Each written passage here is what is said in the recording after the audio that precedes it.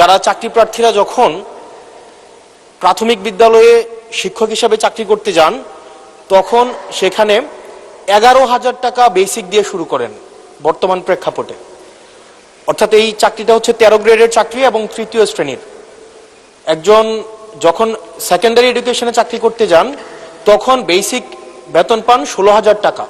এটা 10ম গ্রেডের এবং দ্বিতীয় শ্রেণীর চাকরি। আমাদের দেশের প্রাথমিক শিক্ষা এবং মাধ্যমিক শিক্ষা এই দুইটা হচ্ছে ফিডার ইনস্টিটিউশন। আমরা যদি ভালো শিক্ষার্থী ফিডার ইনস্টিটিউশন থেকে আমরা টারশিয়ারিতে পাঠাতে পারি তাহলে সেখানে একটা রিসার্চ বেসড আমরা একটা আউটকাম পাব। মাননীয় প্রধানমন্ত্রীর কাছে আমার প্রশ্ন, বর্তমান বাস্তবতায় 11,000 টাকা বেসিক এবং 16,000 টাকা বেসিক দিয়ে এই আসলে শিক্ষক হতে আগ্রহ নিয়ে এসে এখানে আসলে দিন শেষে সার্ভাইভ করা খুব কঠিন হয়ে যায়।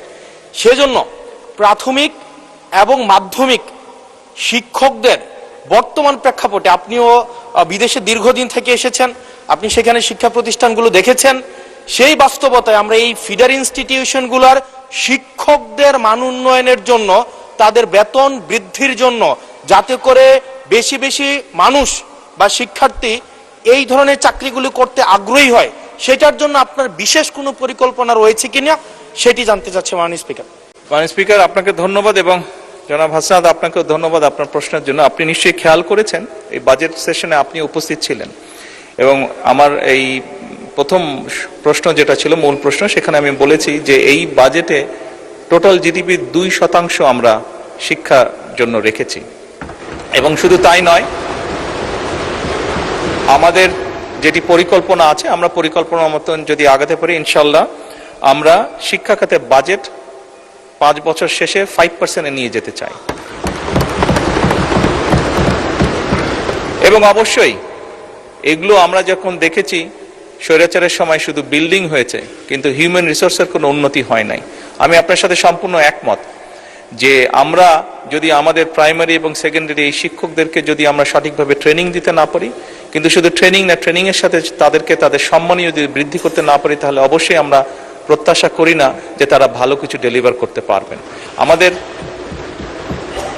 আমাদের তাদেরকে প্রশিক্ষণ দেওয়ার যেরকম কর্মসূচি রয়েছে, প্রশিক্ষণ দেওয়ার যেরকম পরিকল্পনা রয়েছে বোথ সেকেন্ডারি অ্যান্ড প্রাইমারি, একই সাথে পর্যায়ক্রমিকভাবে আমরা যাতে তাদের সম্মানীয় বৃদ্ধি করতে পারি।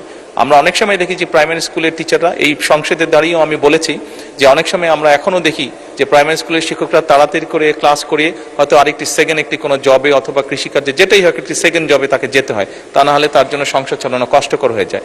সেকেন্ডারি স্কুলের ক্ষেত্রে আমরা অনেক শিক্ষকের ক্ষেত্রেই দেখেছি এরকম ঘটনা ঘটে। এই কাজটি যাতে তাদের না করতে হয় এবং তারা যাতে সঠিকভাবে তাদের সময় এবং তাদের মেধা শিক্ষার্থীদের পেছনে ব্যয় করতে পারেন, সেই জন্য তাদের সম্মানই বাড়ানো প্রয়োজন বলে আমরাও মনে করি। এবং